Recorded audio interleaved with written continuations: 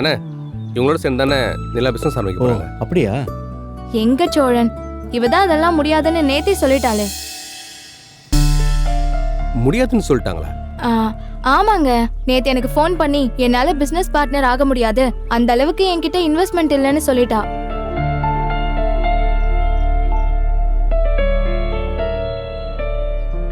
நிலா, எதுக்குப்பா அப்படி அவசரப்பட்டு சொன்ன?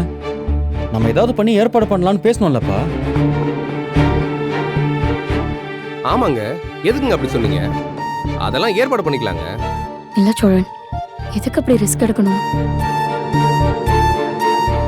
நீ இப்படியெல்லாம் சொல்லுவேன்னு தெரிஞ்சுதான் நான் வேற ஒரு ஐடியாவோட வந்திருக்கேன். என்ன?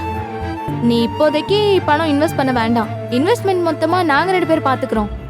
இன்வெஸ்ட்மெண்ட் பண்ணாம எப்படி பார்ட்னரா இருக்க முடியும்?